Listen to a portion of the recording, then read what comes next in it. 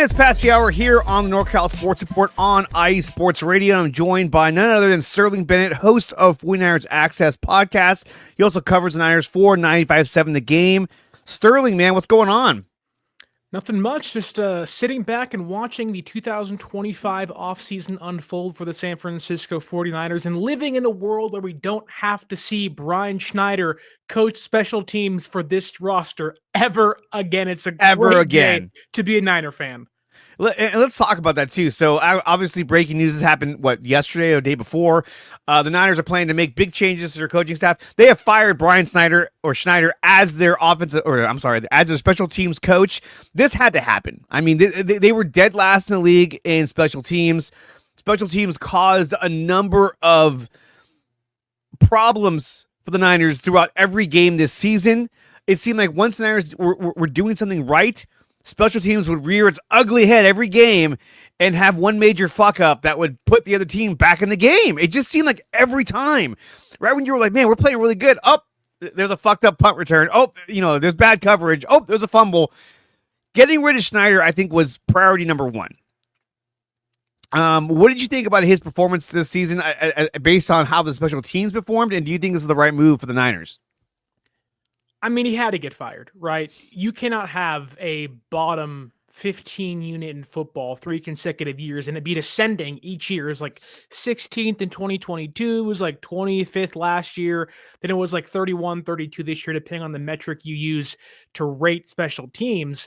I thought this should have happened during the bye week. It was that bad during the season. It was bad. If you want to salvage your season to a certain extent, obviously, maybe they don't go to the playoffs, but they're somewhat competitive towards the end of the year, at least, and giving themselves a better chance to go to the playoffs. Had special teams not been such a disaster early on in the season. But I equate Brian Schneider to a failed head coach drafting a first-round quarterback as a bust. Mm-hmm. He put his job on the line for Jake Moody.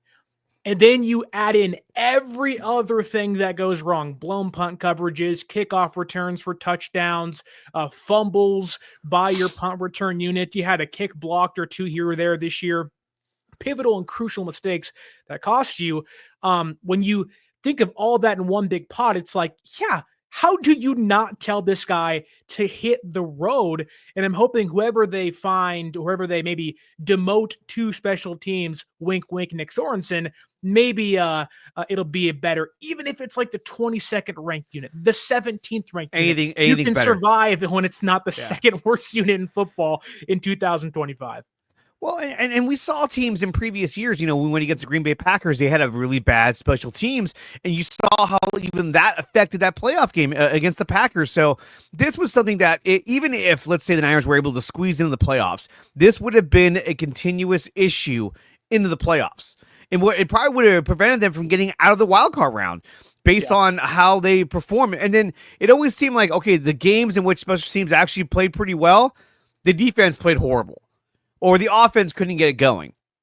And speaking of defense, I mean, we know, obviously, they've announced that Nick Sorensen has been, I don't want to say fired, but he's been told that he will not return as the defensive coordinator. I thought this was an interesting move because in this case, he's not putting all the blame on Nick Sorensen. He's more or less saying, hey, look, it didn't work out. We had a lot of injuries. We had a lot of players that were not there that we thought would be there. However, this didn't work out. And there are better options with more experience that are available to us. Now, this could be a case where, and Shanahan kind of said it in the presser yesterday that, he really likes Nick Sorensen as a coach and as a person. So the idea was kind of thrown out there that he could be moved into the special teams as a special teams coach. And it's something that fans had even said during the season, hey, promote Brandon Staley and put him in the freaking as a special teams coach. But with the news that Sorensen will not be coming back as the defensive coordinator, first of all, how did you feel about that move? And you think if it's the right move for San Francisco? I felt pretty good knowing who was out there as possible replacements. I think when you look at this year compared to previous seasons, even dating back to when DeMeco Ryans left and now Steve Wilkes being fired a year ago, the crop of defensive coordinating talent is the best it's been in a long time. Dennis Allen's out there. Saleh's on the market again. Jeff Ulbrich may be out there as well. Luana Rumo's like, there's so much elite level defensive play calling that is looking for jobs this offseason. I think it's the right move to, in a way, demote Nick Sorensen. But I also, and I've been talking about this for a long time, that I didn't think they were going to fire him. I figured that the way the last offseason had kind of worked itself out, that they knew Sorensen was the ultimate fallback option. And putting him in as a defensive coordinator when he probably didn't deserve the job was unfair to him. It was like, hey, we don't have any other options. Go out there and get it done. We want to use a guy that our roster already knows well, that likes. And I think that this is coming down to, like any job, some people just are not, I guess you can say, built for a certain role, fit for a certain role. I think Nick Sorensen really fits as the go get the ball kind of coordinator, if you will, or the coach, leading those go get the ball drills and stuff. You watch this team when he left that role and was given the defensive coordinator job, their takeaways tanked. A double-digit drop from 2023. So I'm hoping that maybe he can slide back into that role in 2025, and hopefully whoever they bring in is a mastermind defensive coordinator where Sorensen can kind of build off of and kind of aid that mastermind rather than trying to mastermind himself. Well, and here's some of the stats as well. I mean, we look at the 49ers defense in 2024, had 37 sacks, 11 interceptions, 124.6 yards rushing allowed, and 192.8 passing allowed. In 2023, under Steve Wilkes, we had 48 sacks compared to 37, 22 interceptions compared to 11, 89.7 yards allowed on the ground, and 214 through the air. So, I mean, I guess you can argue that, well, they gave up less through the air. But here's the thing is that obviously you see a big drop off in production from the defense. Now, one could argue, well, you didn't have Javon Hargrave. I don't know if that was the defining injury for the defense. Travarius Ward was out multiple times. Talanoa Hufanga was out multiple times. We didn't have Dre Greenlaw.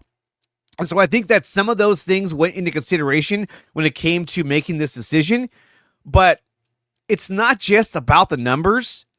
When you look at the play of the defense, especially on third down, especially in the red zone, they were awful.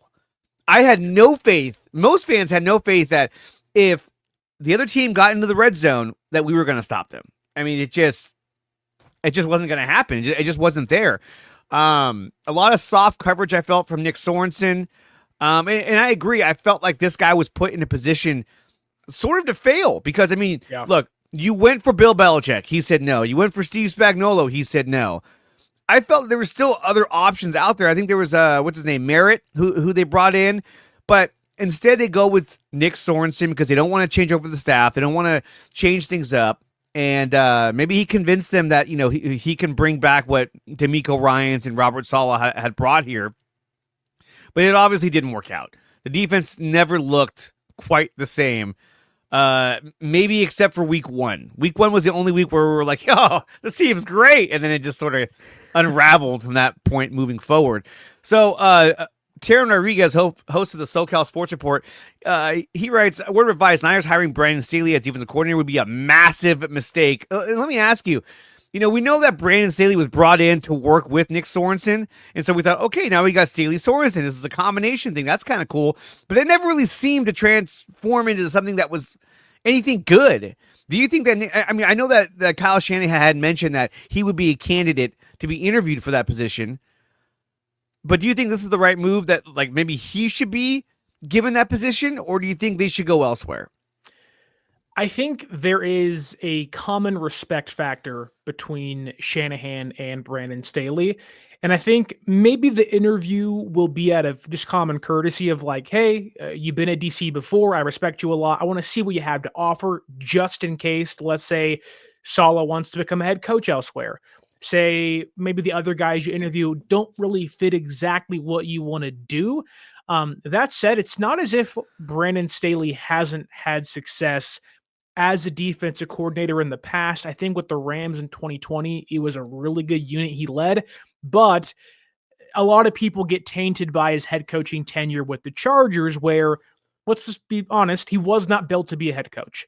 Like, he just couldn't handle the responsibility of leading the team, leading the defense, and hoping to kind of put together an offensive game plan with his offensive coordinator. So I would not want Brandon Staley to be my defensive coordinator, but I don't think I'd be entirely against it. Let's say of the 10 potential defensive coordinating candidates, I would not be shocked to hear Brandon Staley make it to the finals in regards to interviews, simply because there's continuity there.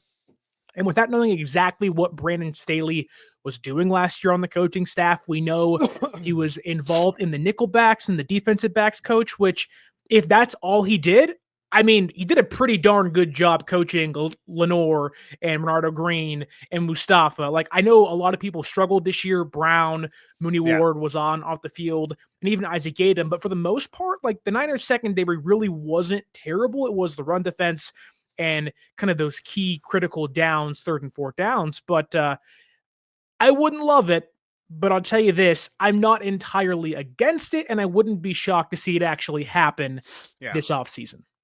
Well, there was some breaking news from Josina Anderson. Look, this really got blown out of proportion. Josina Anderson posted this, and everyone was like, "That's it, that's a done deal." It really wasn't, but I mean, even I posted it. Hey, why not? The 49ers are expected to make Saleh an offer at the defensive coordinator position. Now, there was another report today that talked about how Robert Saleh wants to do his head coaching interviews before he commits to anything. We know he has interviews with Jacksonville and the Las Vegas Raiders. I swear to God, if Trent Baalke snatches this guy, I swear he's doing it just to piss off the Niners. I swear to God.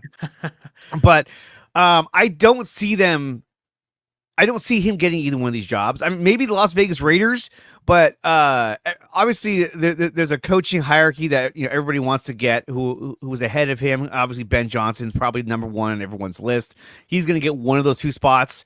But I don't see Robert Saleh getting Jacksonville or getting Las Vegas, and I think that later this week, if he doesn't get those jobs, he's going to come back to San Francisco. But my concern is that I don't want to bring in a guy who is saying, okay, I'm going to come here, I'm going to be a coach, your defensive coordinator, and then next year, if I get a head coaching job, I'm out, which, could actually happen. But if I'm Jed York, I'm like, look, or I should say even John Lynch, I'm going to say, look, dude, I'm going to make sure that you're the highest paid defensive coordinator in the league because I want you here for the long haul. You look over at Kansas City with Steve Spagnuolo. He's been there for how long? Like 10 years?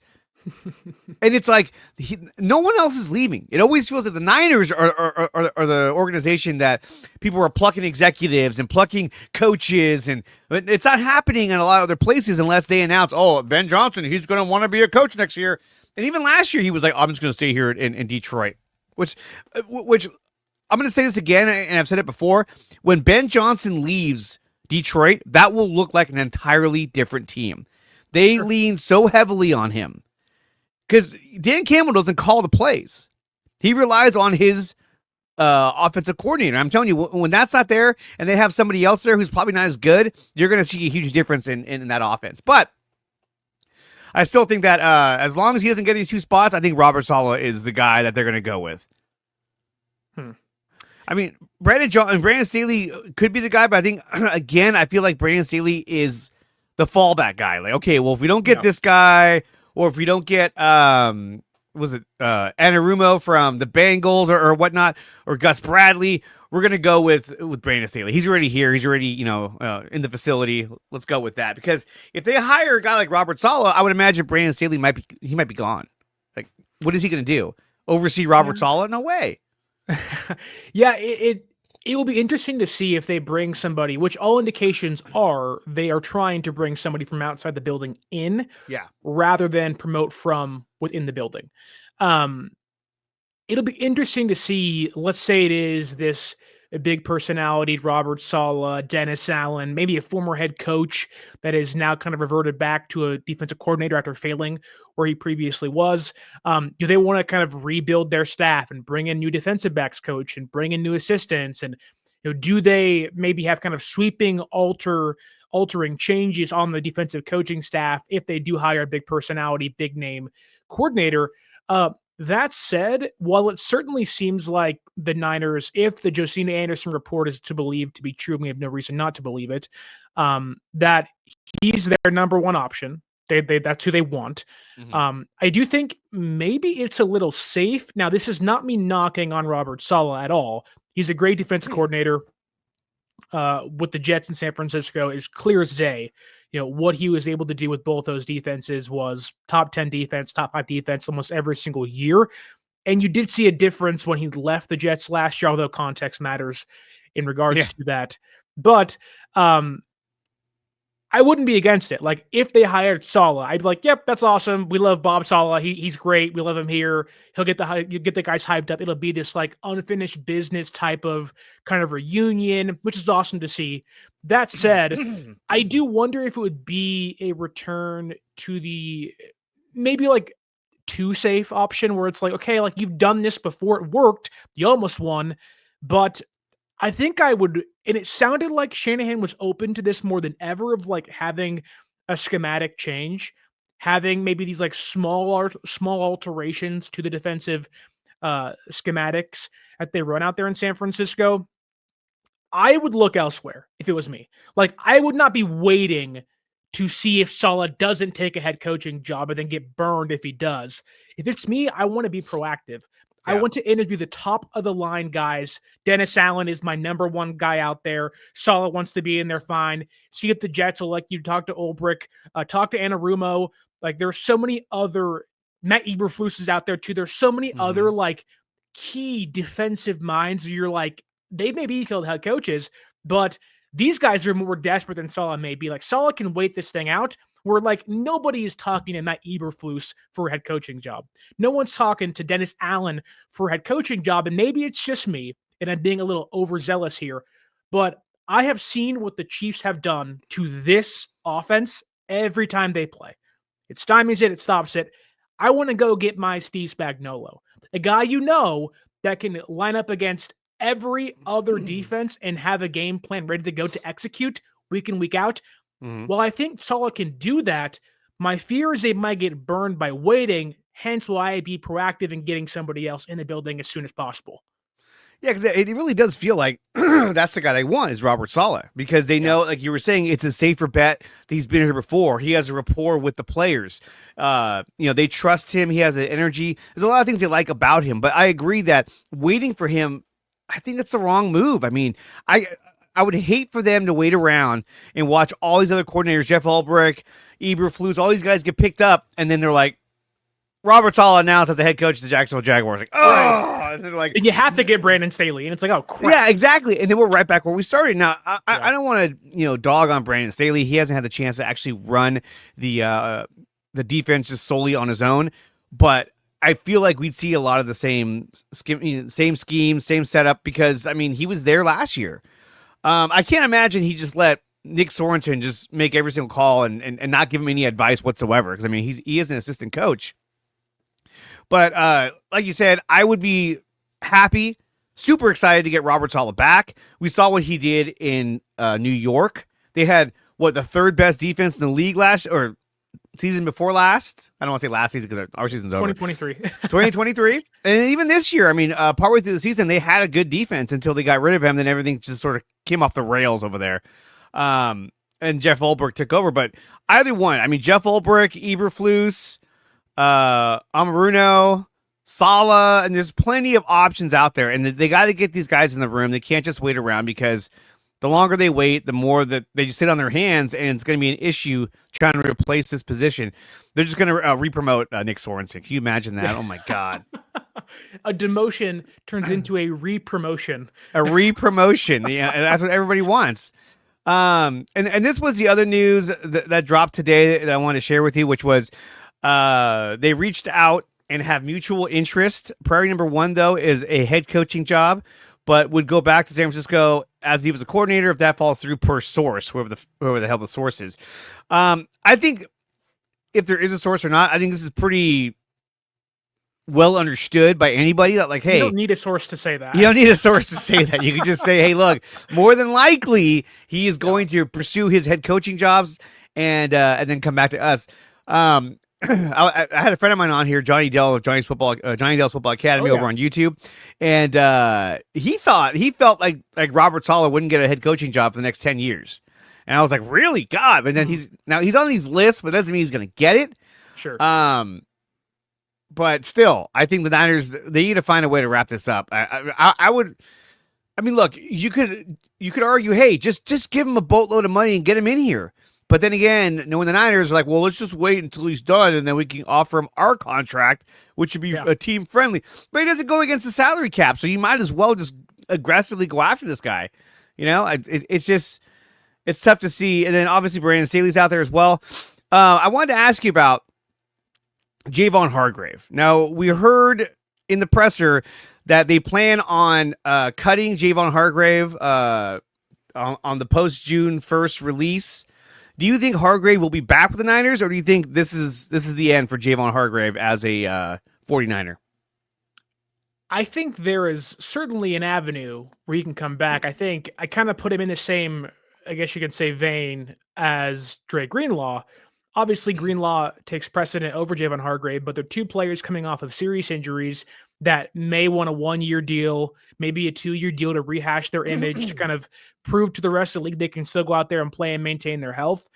There's certainly both risks to re-sign. I think Hargrave, I don't want to call his tenure a failure. He was a Pro Bowler in 2023, albeit I don't think he earned that honor very much compared to other defensive tackles. That said, I think San Francisco really needs to go find a run-stuffing defensive tackle. I think there is room to maybe go reacquire DJ Jones in the offseason. He's younger, probably going to be cheaper. Maybe you go out a first-round pick or second-round pick as your interior defensive lineman to help beef up your trenches alongside Malik Collins and Jordan Elliott. Like, I don't think bringing back Javon Hargrave, depending on the contract, mind you, which I think will be still pretty pricey for a player of his pedigree. He's a 2-time Pro Bowler. You saw what he did in Philadelphia, saw what he did in Pittsburgh. It really has just been the last couple of years. And even then, he has on his name a 2023 Pro Bowl honor, which he will hold high on the market. But it'll be a market I'll look at pretty closely because I do think San Francisco would like him back. They paid him a massive chunk of change in an offseason where they really didn't have to. Like, they signed him to be the DeForest Buckner of this defense when Kinlaw failed and Buckner got traded. He was supposed to come in and be the replacement. He wasn't that.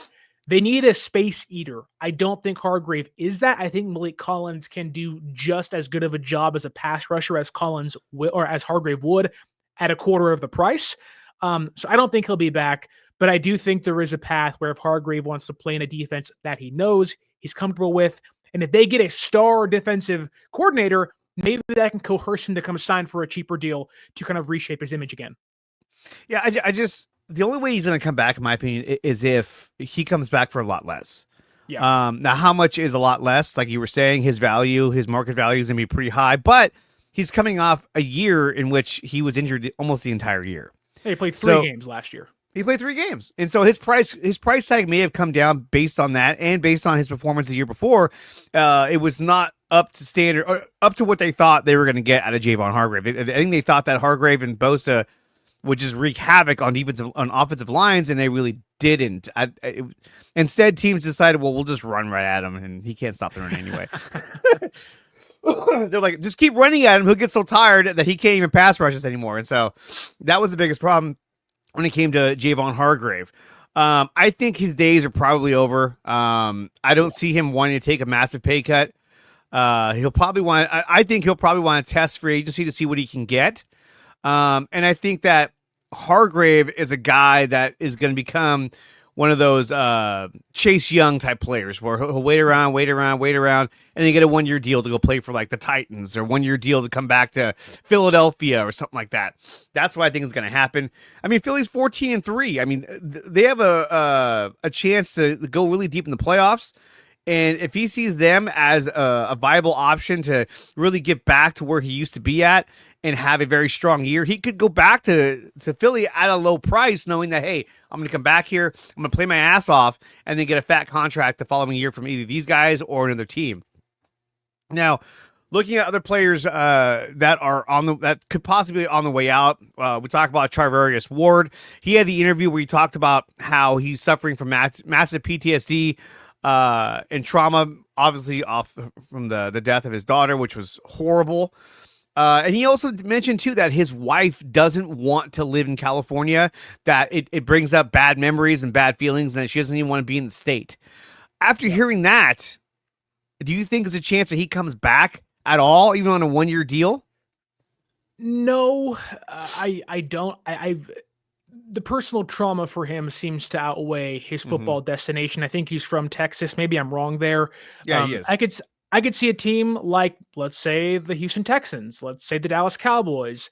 Maybe, I hate to say this, but a team like the Kansas City Chiefs may say, hey, we already played here before. You're closer to home. You like the area enough.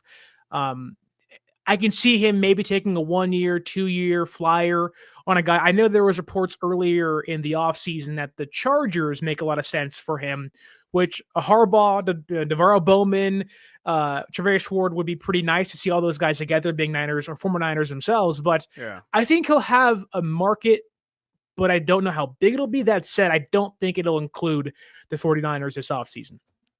We're talking with Sterling Bennett, host of 49ers Access podcast. He also covers the Niners for 957 The Game.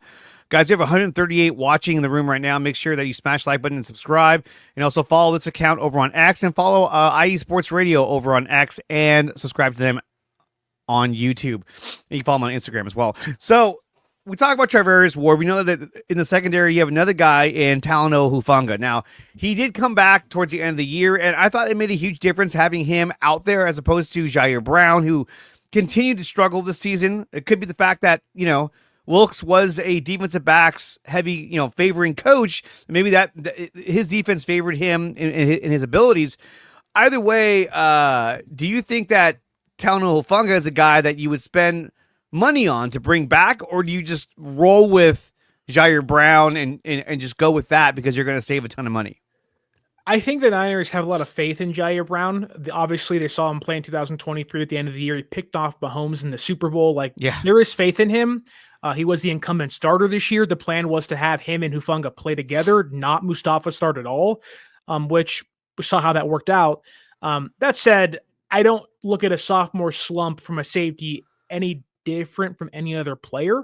It happens. Guys have great years and down years. I think Brown is going to be, he's going to want to bounce back in a big way next season. I think that depending on what Hufanga's market is, and I know Kyle Shanahan said they want to bring back both Hufanga and Dre Greenlaw.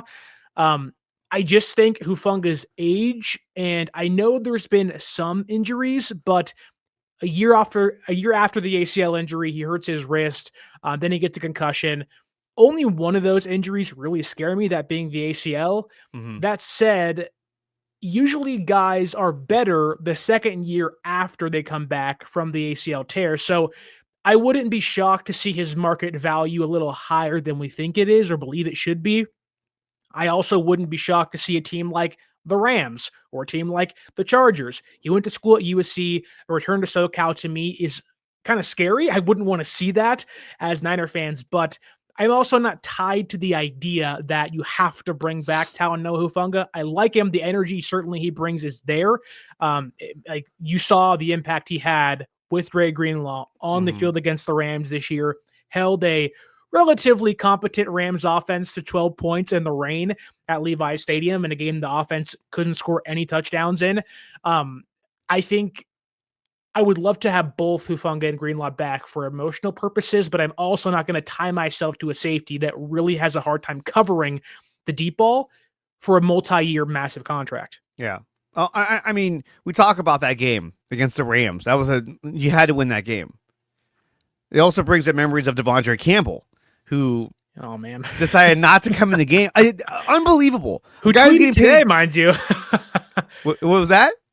He tweeted today. He For the did. first time in a long. He did tweet today. He did, and I actually have it right here. I was going to share that with you. This is what he said today. Oh wait, that's me. He says everybody playing both sides. I don't trust none but myself, this money, and my blick. I told him, I said, did you really think you deserved to start over Dre Greenlaw? You were a rental linebacker. Everyone knew that. Everyone knew that when you got here, except for you. I mean, it's kind of like, dude, what did you think was going to happen? Now, somebody was saying, oh, well, maybe he got mad because he was also playing behind D. Winters at that time. Well, dude, he didn't play that well. He had some good games. I'll give him that. Against the Cowboys, he played well, and I thought against Tampa Bay, he played well. But a lot of guys who are slow and who don't have great who can't break into a speed run really well. They play well in Tampa because it's humid, everything's loose. But the guy was a liability, especially early on this year. He was a huge liability in covering tight ends, covering receivers. He couldn't cover anybody. So yeah, I'm glad he's gone. The guy's a joke. He's a fucking quitter. And I'm sorry, he's a piece of shit. If you tell your team, I'm not going in because I should be out there starting, I'm unavailable. You know what? It's like, dude, how old are you? You're doing this at the NFL. You're being paid millions of dollars to go out there and play football. More money than most of us will ever see in our lifetime. And that's how you act? It's like, get the hell out of here, dude. Well, and you know what's crazy is that in that game, so Greenlaw comes back, Campbell gets pissed. Greenlaw plays 30 snaps, just over a half, maybe in that game. Devondre Campbell could have played in that one. Then 4 snaps against Miami. Greenlaw gets hurt again. Campbell could have started the rest of the season. I know. Not quit. And I get it, hindsight's 2020, but it's like, bro, if you just would have come in the game, you would have got exactly what you wanted. Maybe earned yourself a job elsewhere in 2025. Yeah. And now, who knows? I mean, I still think he gets picked up by somebody, but he's not going to get a contract. He's going to get an invite to he's going to be the equivalent of if it was the Giants, he would get an invite to spring training. You know what I mean? Just you can come in here, hang out with us, and we'll see if we like you or not. But look, another player that I wanted to kind of ask you about was Dre Greenlaw. I mean, we saw what he did in the game where he came back. He played his ass off. It made a huge difference. Probably came back way too early than he should have, but he wanted to help the team, which he did. Would you, as GM, would you try your best to bring back Dre Greenlaw? Or do you think that he's used goods and that his health is going to be an issue? I won't use the term used goods, and I'm going to get killed for this because I love Dre Greenlaw. I have his jersey in my closet. The energy he brings, it's infectious. This defense, this team would have probably been holding that Super Bowl 58 Lombardi trophy had he not gotten hurt against Kansas City. The impact he brings on and off the field means so much to the defense, and especially Fred Warner. You heard all the comments that his players and his teammates made after that game against the Rams. It was like, oh my goodness, we're so happy Greenlaw's back. And there was this sentimental kind of energy around we have our defense finally back in place for this kind of stretch run of the season. That said, I'm not in the business of paying players a large chunk of change and for a long time after an Achilles injury in which he has not proven to be able to play through or be healthy after. My other major concern is, I love Dre Greenlaw and I want to bring him back for a lot of emotional reasons. I'm also mortified because he tore the right Achilles in the Super Bowl, but his left calf was bothering him the entire 2023 season. It's not good. So fast forward to this year, he comes back, and what calf is bothering him? Not the surgically repaired calf. It is the 2023 left calf injury that we thought was going to be a problem in the Super Bowl.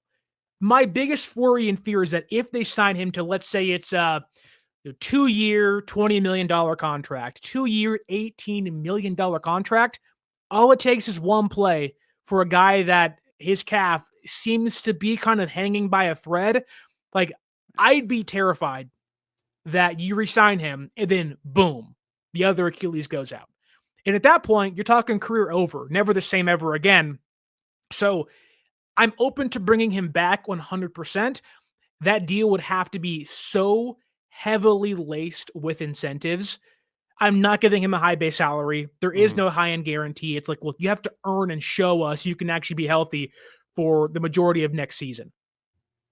And that's the thing too, is that, there's a report right here that talks about how he could be demanding anywhere from 14 to 17 million a year.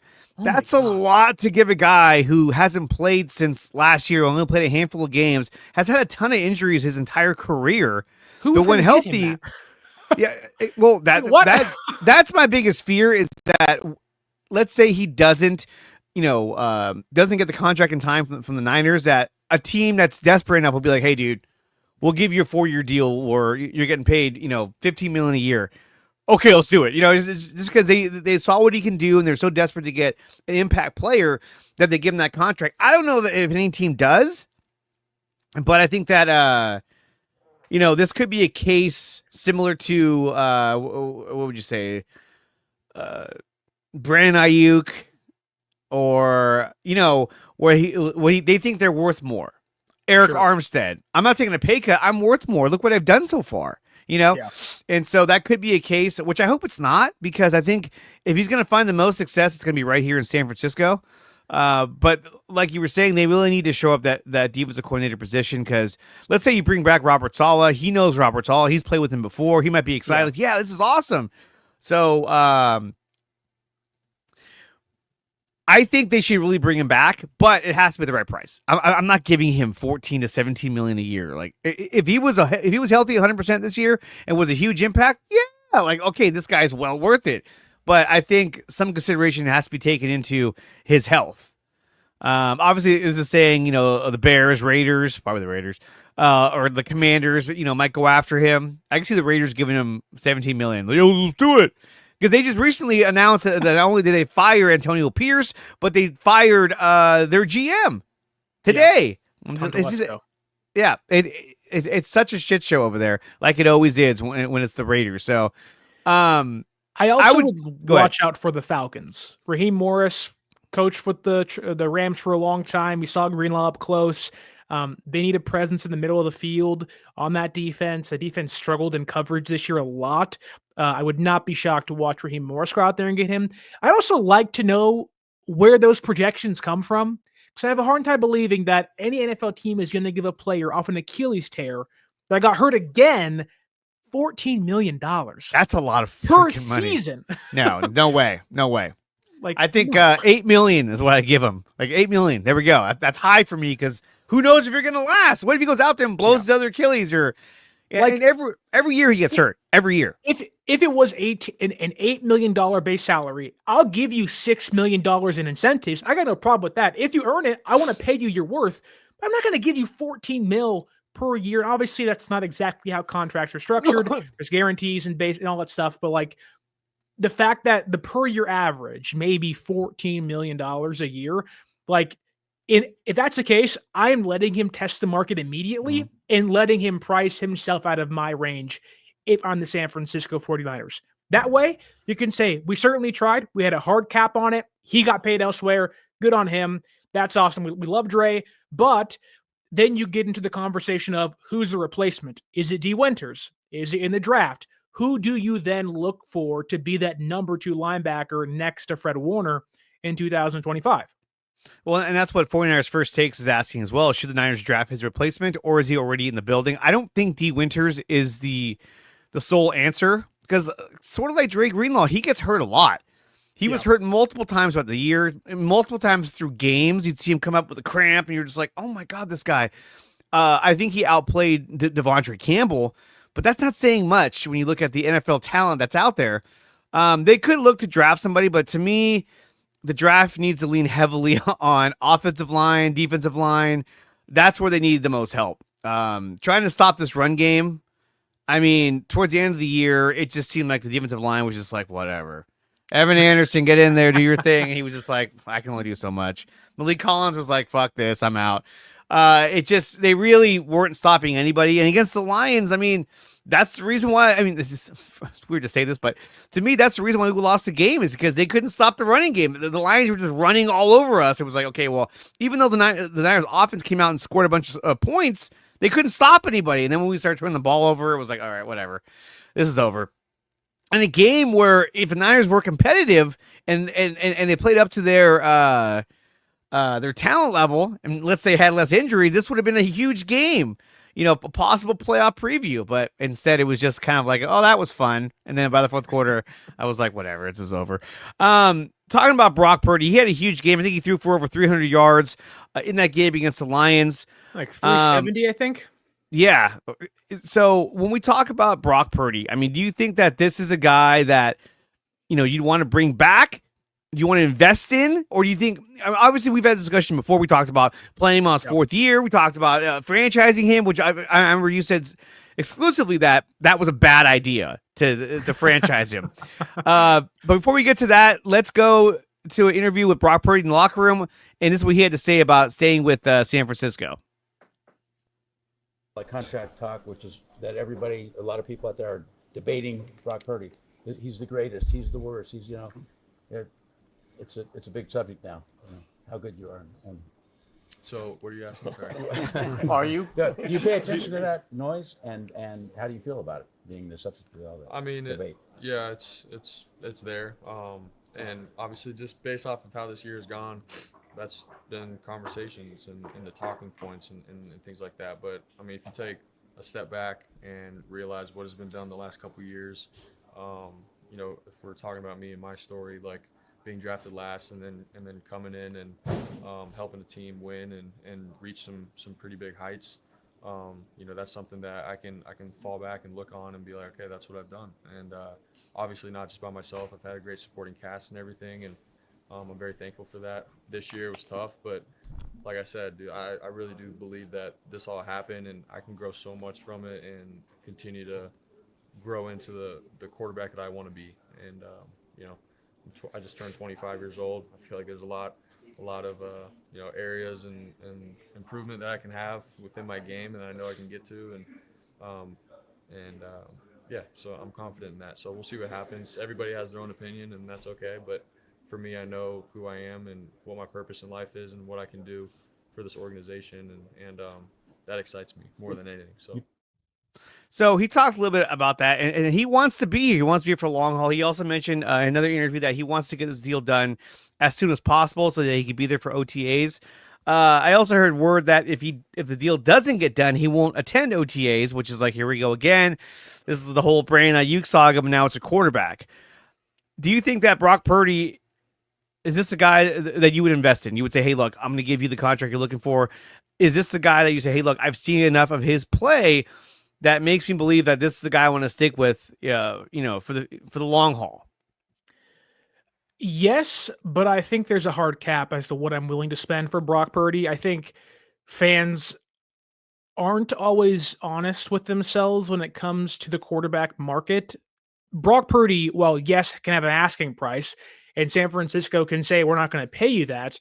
He can say, well, I don't make the market. Like Tua did, Trevor Lawrence did, Joe Burrow did, Dak Prescott did. Don't blame me for what they set forth. That said, would I pay Brock Purdy $65 million? I wouldn't. Would I pay him over 60? I wouldn't. I think 55-ish, 53-ish is a pretty good cap. I also believe that fans and even the media that sells, like the Adam Schefter tweet will say, Brock Purdy agrees to a blank year contract with $55 or $65 million per year, when in reality, that really doesn't matter that much.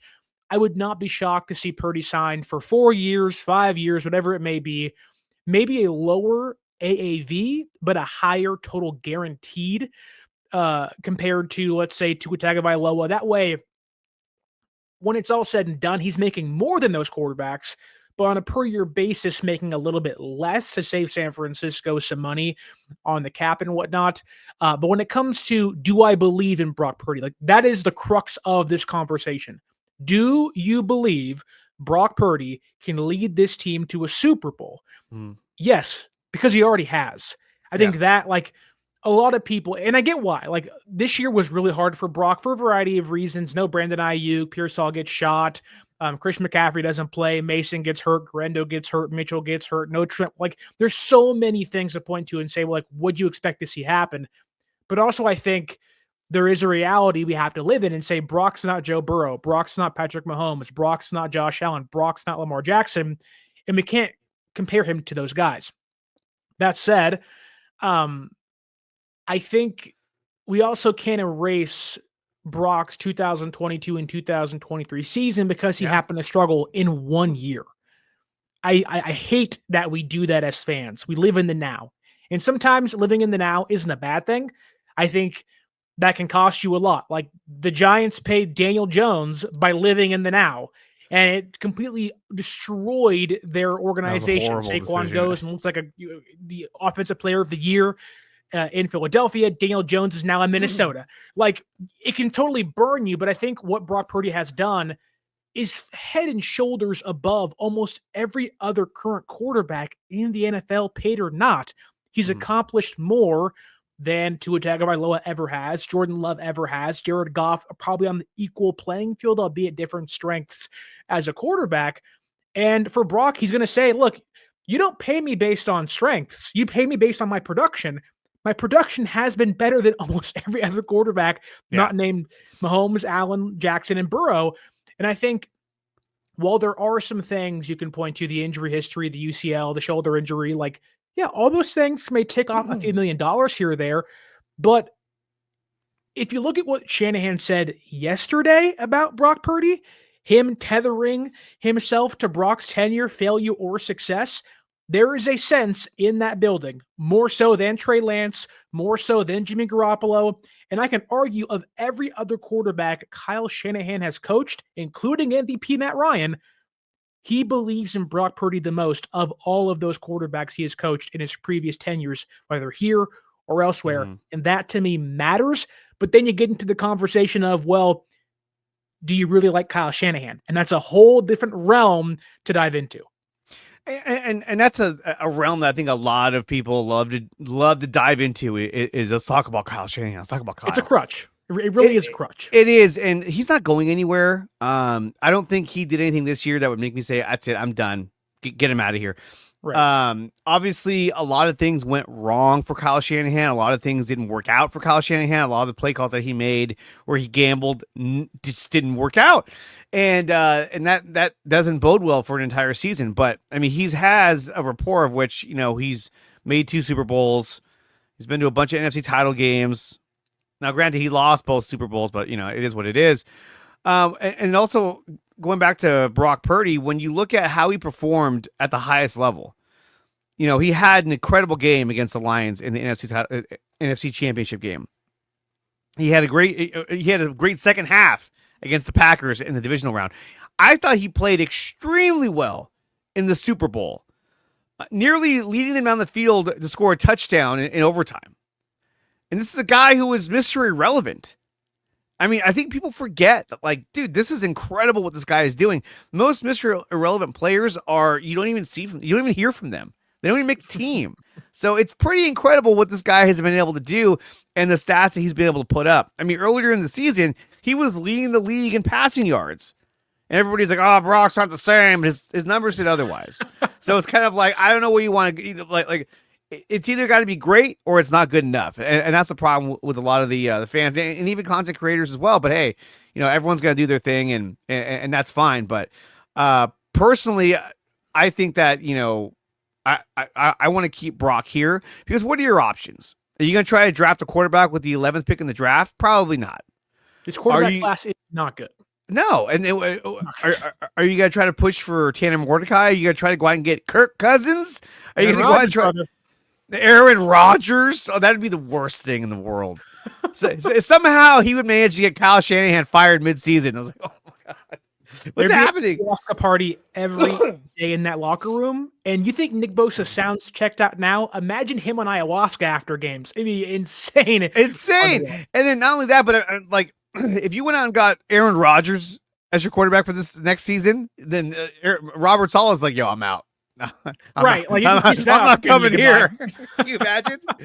He's gonna show up trying to give him a hug. He's gonna push him away again. Oh my god, it's unbelievable. But we'll see what happens with the Niners as they move forward in their offseason and free agency. You listen to the NorCal Sports Report on iSports Radio, your direct feed for all that is sports.